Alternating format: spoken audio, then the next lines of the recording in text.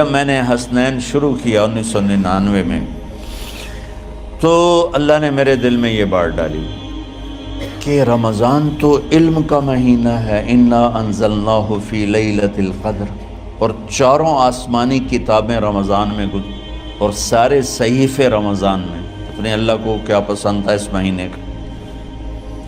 حضرت ابراہیم علیہ السلام پر چھوٹی کتابیں اتری یکم رمضان کو، حضرت موسیٰ علیہ السلام پر تورات اتری 2 رمضان کو، حضرت داؤد علیہ السلام پر زبور اتری 6 رمضان کو، حضرت عیسیٰ علیہ السلام پر انجیل اتری 12 یا 18 رمضان کو، اور اللہ کے نبی پر قرآن اترا فی لیلۃ القدر، لیلۃ القدر میں اترا۔ تو سارا آسمانی علم رمضان میں اترا۔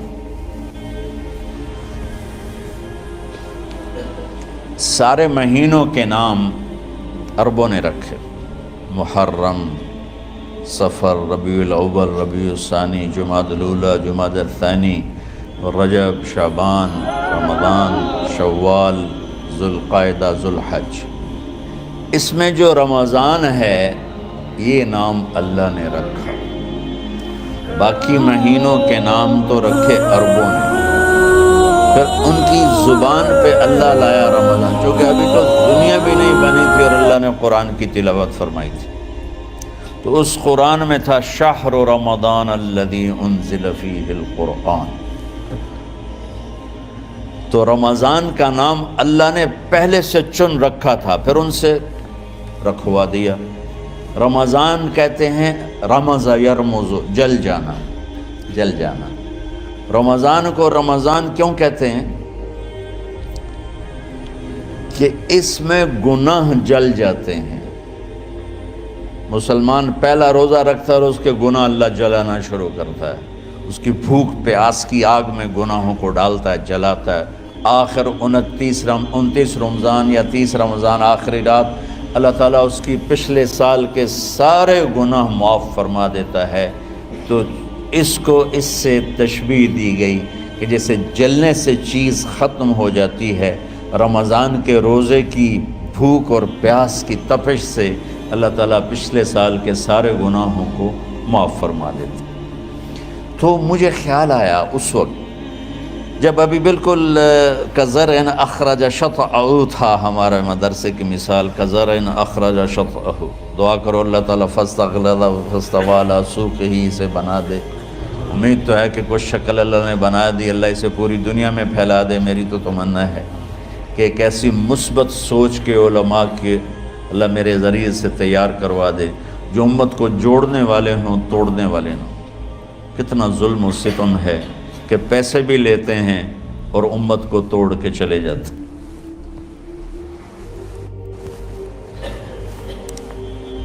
میں نے ایک خطیب سے کہا تم یہ منفی تقریریں کیوں کرتے ہو، تم مثبت کیوں نہیں کرتے؟ تھوڑی چیزیں ہیں بتانے کے لیے لوگوں کو جس پر سارے مسائل، سچ بولو، کون سا مسئلہ کس کے خلاف کہے گا، محبت کرو، کس مسلک کے خلاف ہے یہ بات، ماں باپ کی خدمت کرو، رزق حلال کماؤ، شراب سے بچو، زنا سے بچو، جوئے سے بچو، سود سے بچو، رشوت سے بچو، جھوٹ سے بچو، ظلم سے بچو، ماں باپ کی نافرمانی سے بچو۔ یہ کتنی باتیں ہیں جو امت کو بتانے کی ضرورت ہے۔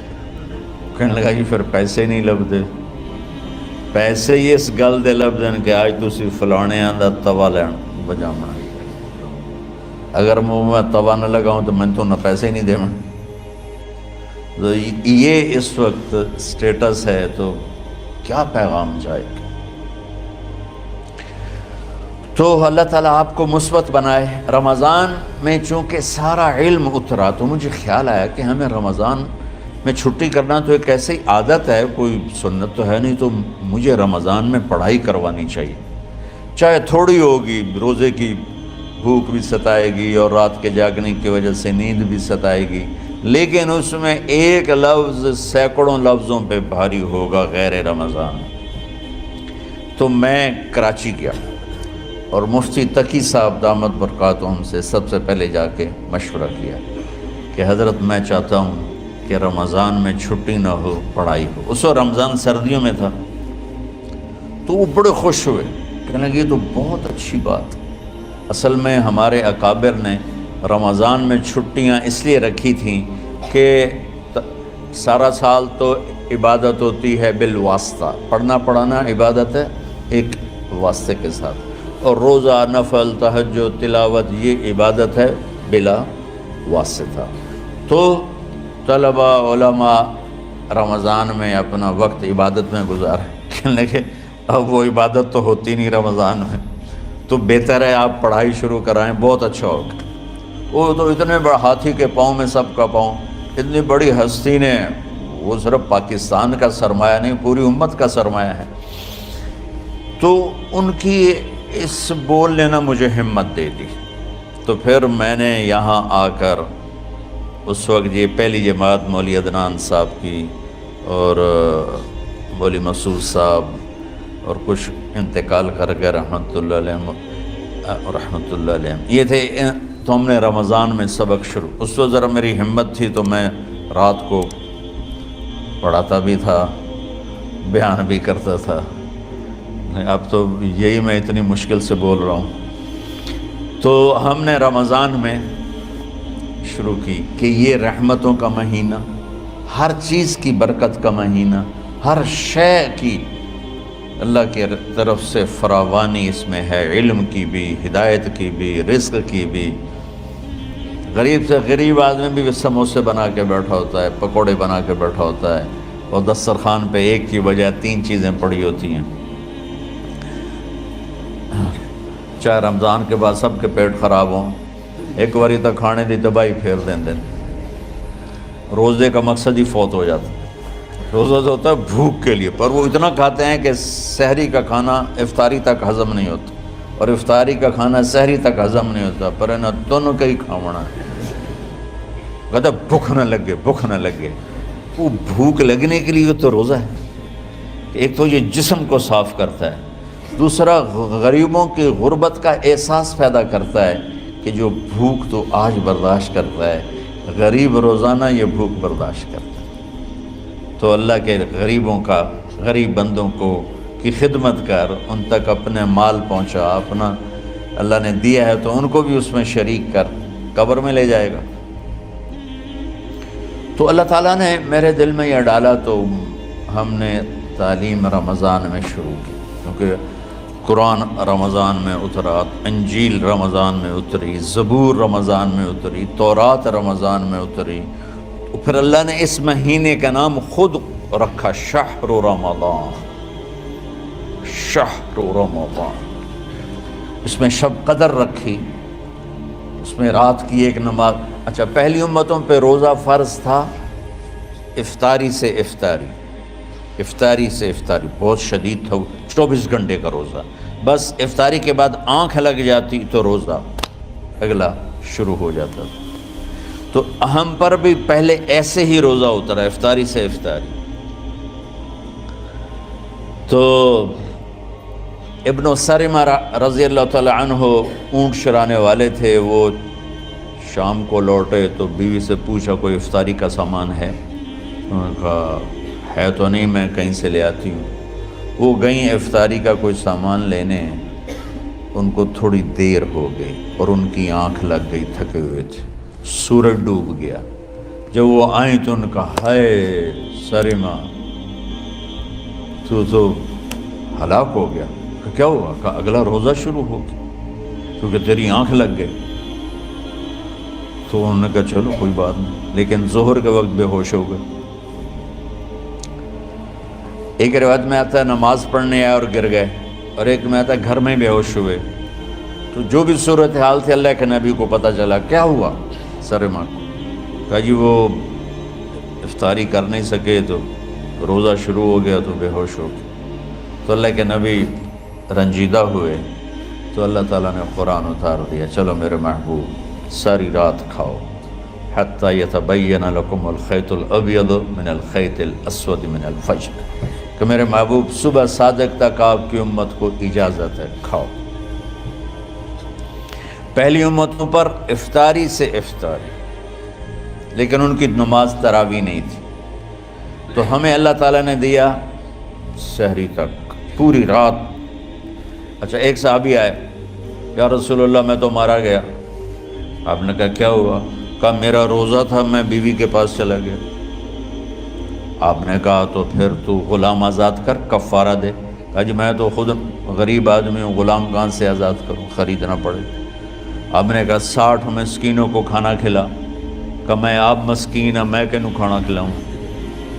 آپ نے فرمایا پھر آخری ہے کہ 60 روزے رکھ، وہ مسلسل رکھنے ہوتے ہیں جو کفارے کے ہوتے ہیں۔ وہ کہنے لگا ایک روزے چاہے کم کیتا ہے، 60 روزے اچ میں کی کروں؟ تو آپ نے فرمایا اچھا ٹھیک ہے بیٹھ جا۔ بیٹھ گئے۔ تھوڑی دیر ہوئی تو ایک انصاری صحابی کھجوروں کا ٹوکرا لے کر آیا، یا رسول اللہ یہ صدقے کی کھجوریں ہیں، تقسیم فرما دیں۔ تو آپ نے فرمایا بھائی وہ کدھر ہو؟ کہا جی بیٹھا ہوں۔ آپ نے کہا ادھر آ، یہ کھجوریں لے جا اور 60 گھروں میں تقسیم کر دے۔ سبحان اللہ، اللہ نے اس امت کو لاڈ لڈائے ہیں، یہ اللہ کی لاڈلی امت۔ عجیب واقعہ یہ، کہنے لگا یا رسول اللہ، اللہ کی قسم مدینے میں مجھ سے غریب کوئی نہیں، آپ ایسا کرو یہ میرا کفارہ مجھے ہی صدقہ کر دو۔ تو آپ اتنا ہنسے کہ یہ آخری دانت نظر آنے لگے۔ بہت کم ایسا ہوتا تھا، فَضَحِكَ حَتَّى بَدَتْ نَوَاجِذُهُ، ایسا ہنسنا آپ کبھی کبھی ہنستے تھے کہ آخری دانت پورا منہ کھل جائے۔ تو آپ اتنا ہنسے کہ آخری دانت تک نظر آنے لگے۔ تو آپ نے کہا اچھا جا لے جا تیرے واسطے، لیکن یہ صرف تیرے لیے اور کسی کے لیے نہیں ہے۔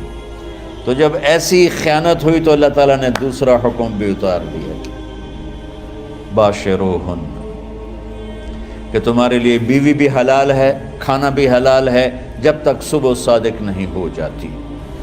لیکن اللہ نے ہمیں ایک نماز عطا فرما دی جس کو ہم آج صلاۃ التراویح کہتے ہیں۔ میرے نبی کے زمانے میں اسے قیام اللیل کہا جاتا تھا۔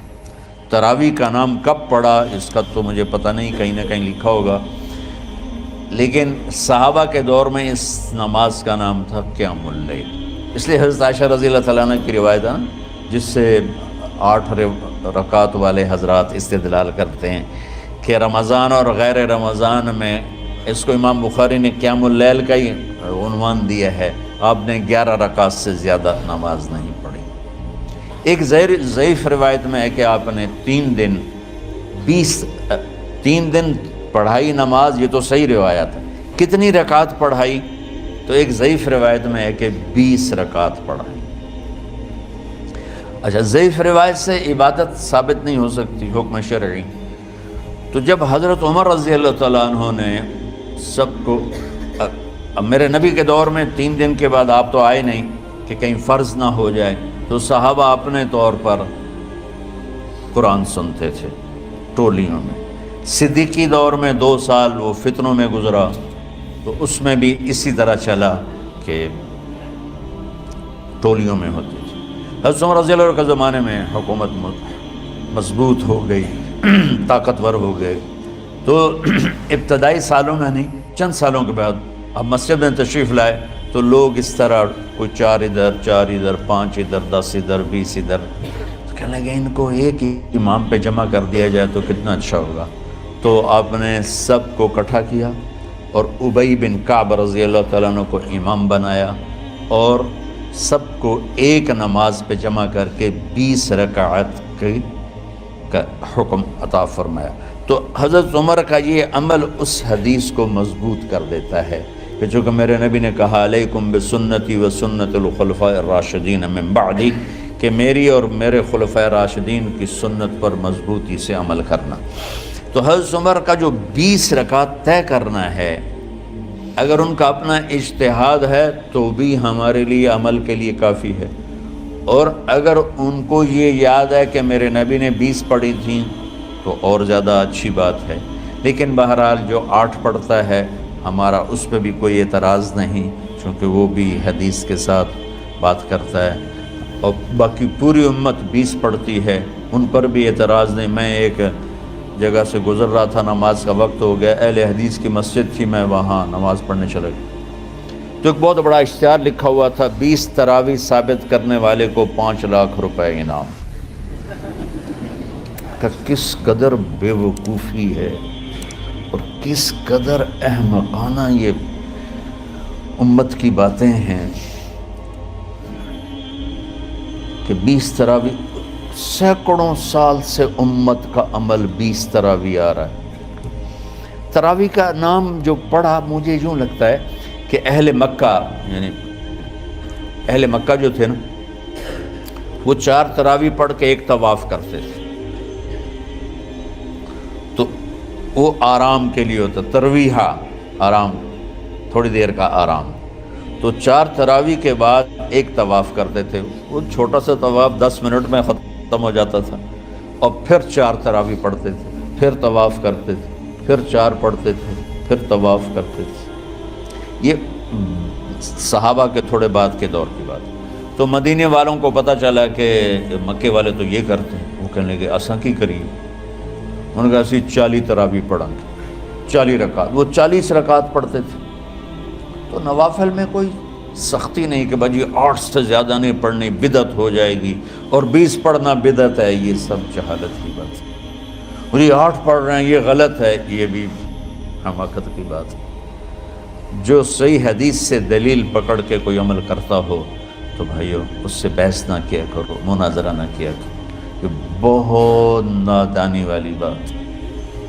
اور امت کا خلق لاکھوں کروڑوں انسانوں کا ایک عمل پہ جمع ہونا، یہ بذات خود اس کی طاقت کی ایک دلیل۔ اور حرمین جب سے میرے رب نے حضرت عمر نے 20 رکعت شروع کی، آج تک وہاں بھی ساری مساجد میں 8 رکعت تراویح ہوتی ہے، لیکن حرمین کی مسجد میں 20 رکعت، ادھر بھی ادھر بھی۔ اور یہ جو وہ وہاں ختم قرآن پہ دعا نہیں مانگی جاتی، یہ کس کا عمل ہے؟ حضرت عثمان کا۔ حضرت عثمان نے اپنے دور خلافت میں تراویح پڑھانے والے سے کہا جب قرآن ختم کرو تو دعا کرنا۔ وہ کہنے لگے جی کیا دعا کروں؟ کہ جو تیرے دل میں آیا کرنا۔